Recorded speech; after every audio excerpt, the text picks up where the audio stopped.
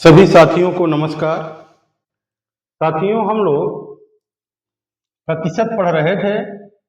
आज हम लोग प्रतिशत की श्रृंखला में किसी परीक्षा में प्राप्तांक और पूर्णांक पर आधारित प्रश्नों को देखते हैं।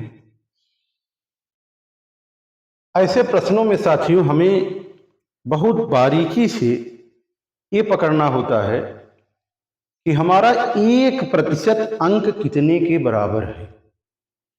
अब जब हमारा 1% अंक आ जाता है तो फिर हम उससे चाहे पूर्णांक निकालना हो, चाहे उत्तीर्णांक निकालना हो, चाहे उत्तीर्ण प्रतिशत निकालना हो, सब आराम से कर लेते हैं। जैसे ये प्रश्न है, एक विद्यार्थी जो है 23% अंक प्राप्त करता है और 15 अंकों से फेल हो जाता है।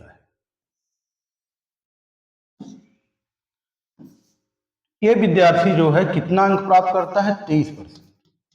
ये मान लीजिए अगर पास होने वाली लाइन है यहाँ पे, कितना और पाता तो पास होता है 15 अंक। 15 अंकों से पीछे रह गया, जबकि दूसरा विद्यार्थी 35 अंक प्राप्त करता है। दूसरे ने प्राप्त किया 35% अंक। अब ये विद्यार्थी 21 अंकों से पास हो जाता है। ये इस पास होने वाली लाइन से 21 अंक ज्यादा पाया। तो ज्ञात कीजिए पूर्णांक, उत्तीर्णांक, उत्तीर्ण प्रतिशत अंक।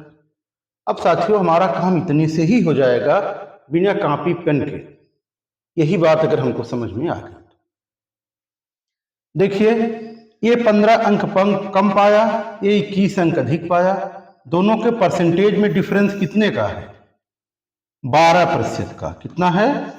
12% का डिफरेंस है। और ये गैप कितना है? 21 और 15 36 का। ये 36 है। तो साथियों यही हमारा 12% अंक कितने के बराबर है? 36 के। 1% बराबर हो जाएगा 12 से यही 36, 3 अंक। 1% बराबर हुआ 3 अंक। तो पूर्णांक हमारा कितना होता है? 100%। 100% हो गया 100 3 300। पूर्णांक हमारा आ गया 300 अंक।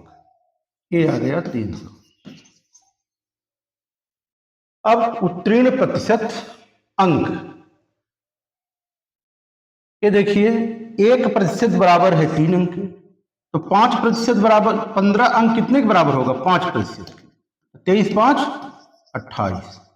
अगर 28% जो अंक पाएगा वो उत्तीर्ण होगा।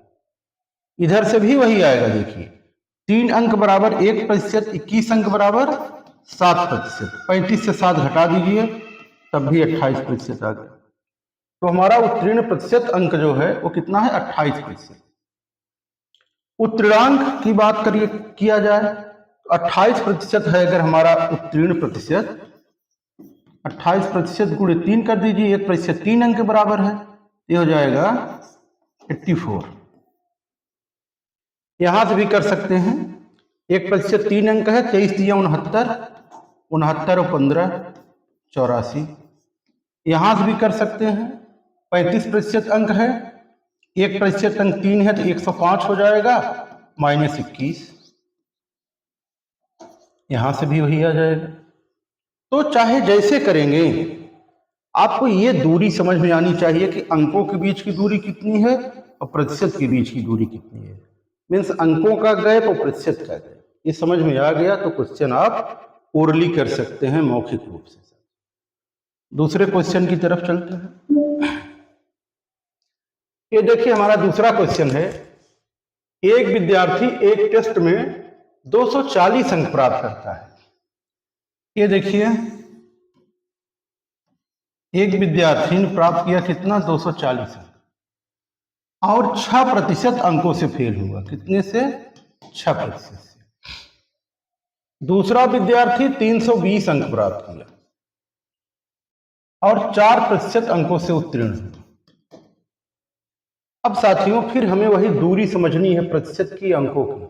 दोनों के बीच में प्रतिशत गैप देखिए, 6 4 10%। अंकों की दूरी देखिए 320 और 240, 60 भी 80। तो 10% हमारा हो गया 80 के बराबर। तो 1%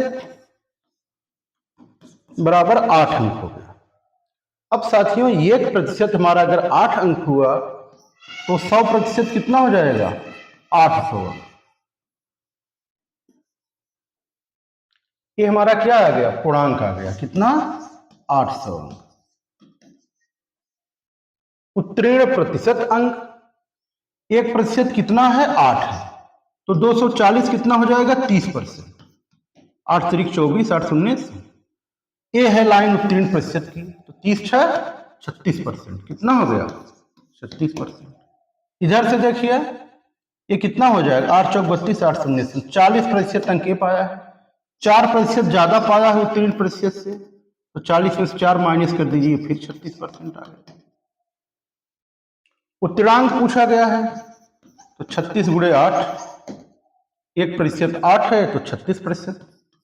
8 छक 48, 8 त्रिक 24, 24 4 28, 288 अंक जो पाएगा वो उत्तीर्ण हो जाएगा।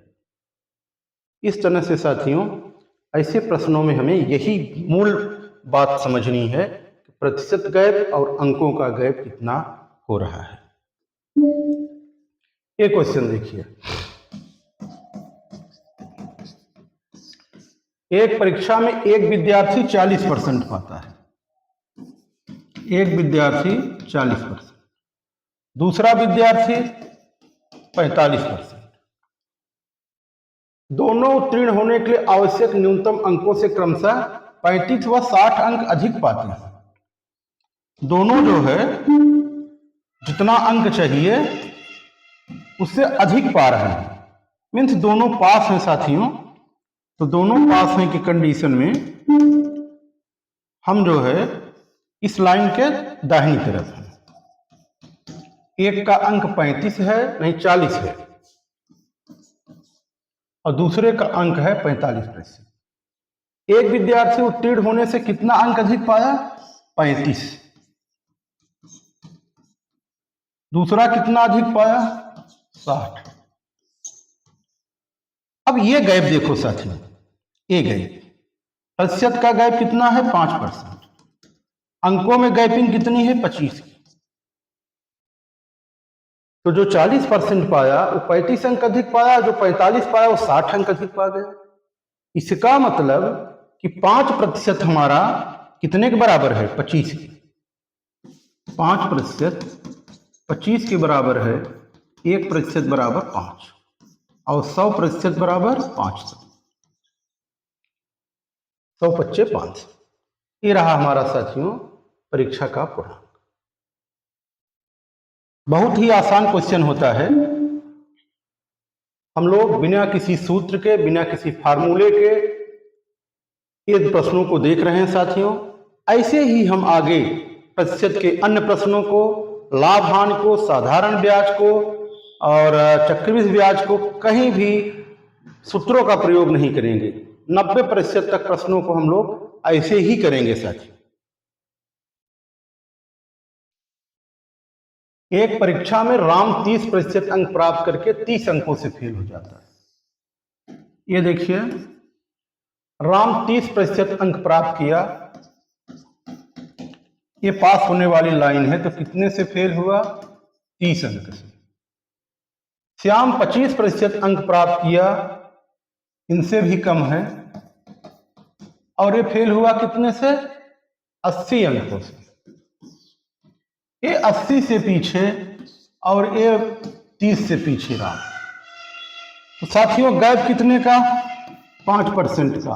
अंकों में गैप 50 का। तो 1% बराबर 5 दहा में 50, 10। तो 100% बराबर 100 दहा में 1000। ये हमारा पूर्णांक हो जाएगा, 1000 पूर्णांक। अगला क्वेश्चन देखिए, सीता 40% अंक प्राप्त करती है और गीता 30% अंक प्राप्त करती है।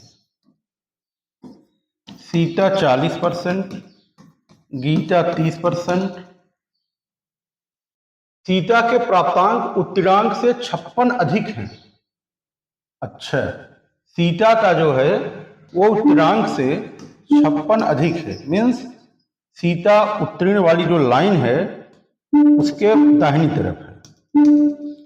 ये सपोज करिए ये लाइन है, तो सीता जो है 40% अंक प्राप्त करती है और उत्तरांक से 56 अधिक, ये 56 अधिक प्राप्त करती है। और गीता 30% अंक प्राप्त करती है और गीता के 24 अंक कम है, इससे 24 अंक कम है उत्तीर्ण प्रतिशत प्राप्तांक से, उत्तीर्णांक से।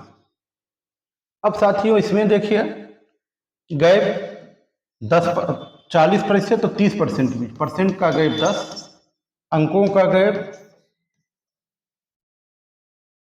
32 का है। नहीं, इसको जोड़िए भाई, 6 4 10, 5 2 7 1 8, ये 80 अंकों का गैप है। तो 10% बराबर 80, 1% बराबर 8, 100% बराबर 8। तो इस तरह से साथियों प्राप्तांक पूर्णांक पर आधारित प्रश्न पूछे जाते हैं। आप इनको भली भांति इस टाइप के जितने प्रश्न मिले जहां से सब कर डालिए। अब आप सब करने में सक्षम हैं।